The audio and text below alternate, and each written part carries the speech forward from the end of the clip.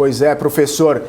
Não mesmo. E eu quero começar conversando contigo uma semana bastante movimentada nesse cenário internacional, esse cenário do conflito. Começou ali no dia 9 com o dia da vitória, muitas especulações sobre os rumos da guerra, passando ali pelo corte de fornecimento de gás, escalada de tensão. Eu queria saber como que o senhor viu essa semana, quais os principais destaques dessa semana e um saldo, né? O que podemos tirar de conclusões aí dessa semana? Se houve escalada, houve uma tranquilidade na guerra, se é que a gente pode falar isso. Como que o senhor avalia esses últimos movimentos? Eu acredito que há, no mínimo, um tema que merece uma análise mais demorada. É a relativa retirada de energia russa da Europa. Esse tema me parece que é grave, é dramático. Entre outras coisas, porque a Europa ela tem condições de substituir esse energético russo. Tem a Noruega, que é uma produtora de um certo peso, e tem a Grã-Bretanha, né? Ou seja, os dois estados, os dois países que usufruem de reservas do Mar do Norte. Mas isso, para ser prospectado à altura daquilo que a União Europeia precisa, exige-se tempo, exige-se realmente um trabalho árduo e uma reserva de capital que os europeus têm. Claro, é um grupo rico, mas a rapidez não está à vista. Você não vai fazer essa substituição no curto prazo. Você precisa realmente de um trabalho extra para que isso seja feito. Não é da noite para o dia que você vai aumentar a produção de petróleo, no caso, né, intra-Europa.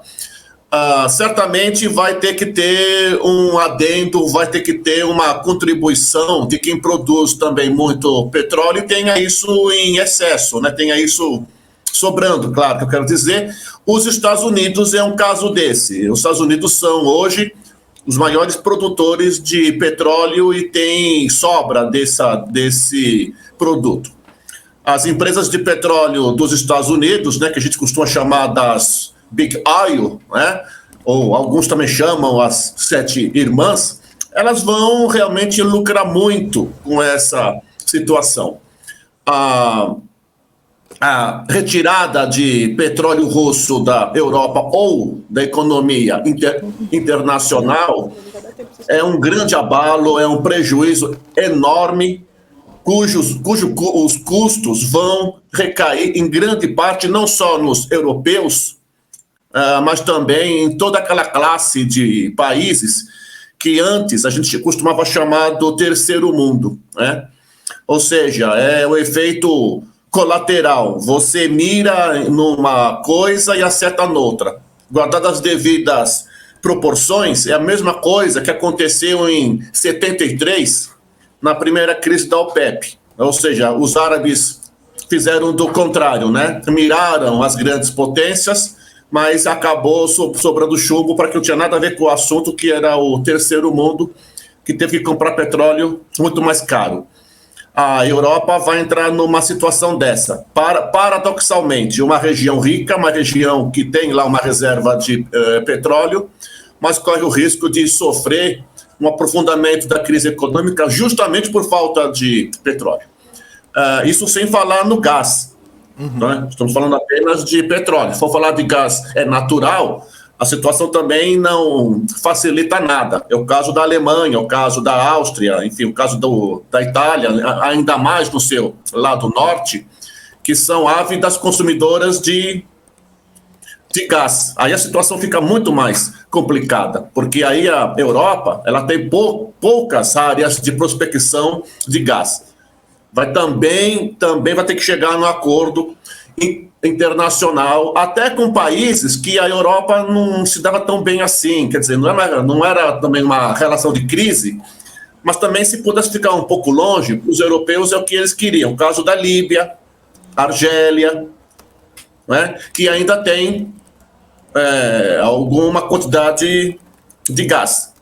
E também vai acabar também levando a sardinha para o cuscuz norte-americano, que também é superavitário em gás.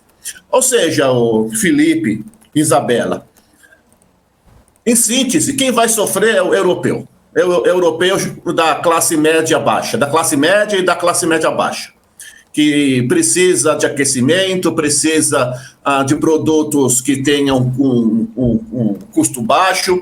E os produtos europeus eram competitivos no mercado internacional, justamente porque tinha reserva de energia. Então, assim, do ponto de vista econômico, né, podemos nos segurar nessa análise. Do ponto de vista dramático da guerra, me parece que a situação continua a mesma do mês passado, né? Que é uma morosidade. Eu disse aqui no nosso último encontro, né, que nós tivemos, também acho que foi no mês passado, eu disse que essa guerra da Ucrânia, ela nos levou, os analistas, os professores, né, que lidam com essa área de política internacional, ela nos obrigou a ser humildes. Humildes na medida que a gente não pode ficar analisando algo que a gente não sabe o desdobramento disso no curto prazo. Antigamente, a análise de curto prazo, a gente podia acertar mais que errar. Hoje não. A guerra da Ucrânia ela não nos permite isso, porque a análise de curto prazo é muito instável. Ou seja, antes a gente podia dizer, né, logo assim, 24 de fevereiro, Rússia entra na Ucrânia, 25, 26, a gente já estava dizendo, mas a coisa vai ser rápida, vai tomar Kiev, vai botar para fora o presidente, né, o Vladimir, lá, o Volodymyr, e vai estabelecer um títere, um presidente que é pró-Rússia, e a vida continua, bela e sincera. E não foi assim. Né? Não foi assim. Várias coisas aconteceram, atrapalharam as análises. Então, a gente não entende bem qual é o argumento russo. Né? Ou a gente não entende, ou é para não entender mesmo. Né? Há quem trabalhe, inclusive, com essa feição de análise, mas não é mesmo para entender. Estratégia russa, o que pensa os tomadores de decisão da Rússia é atrapalhar mesmo a análise, é não permitir que a análise ela seja feita de uma maneira relativamente segura. Né? Mas nós estamos conversando e na conversa temos que apontar perspectivas, não é? Sim. Temos que apontar algo que tenha o mínimo de, que seja crível. Então, assim, o que eu penso sobre essa situação é, o Putin, ele dá a impressão que ele está gostando da morosidade.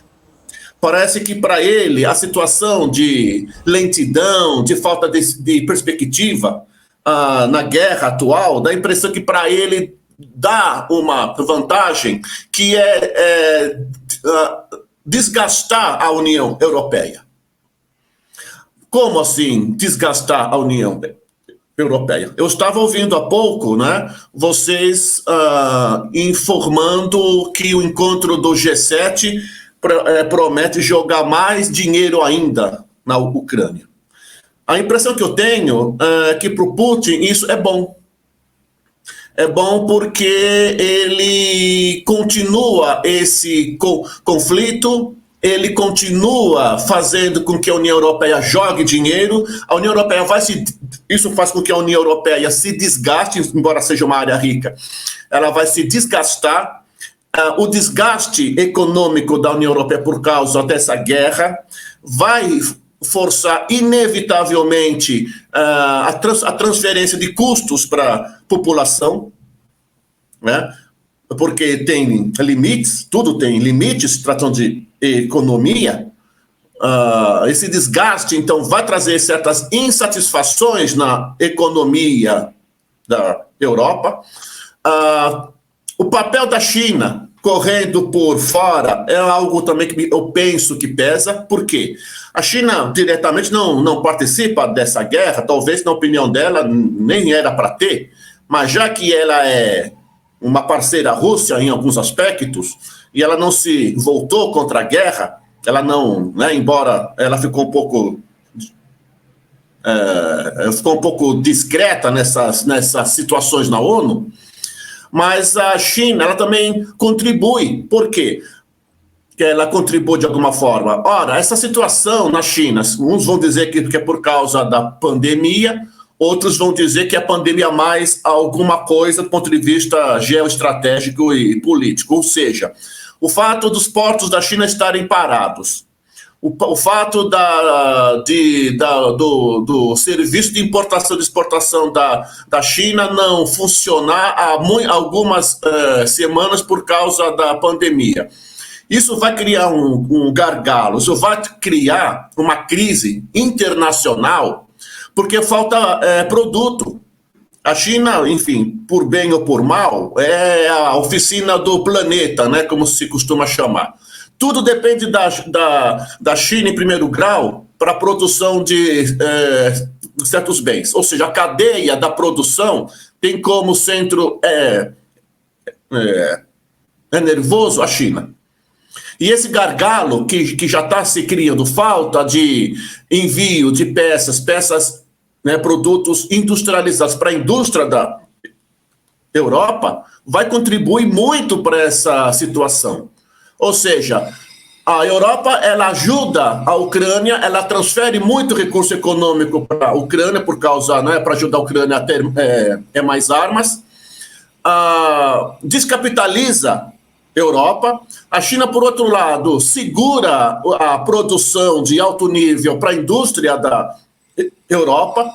A Europa, ainda que ela seja uma área altamente produtiva e sim, industrializada, ela não tem o mesmo grau de manobra que tem a China na produção industrial, também não tem a mesma situação norte-americana, que apesar de ter perdas, e eles vão ter, mas relativamente menor do que a perda da Europa.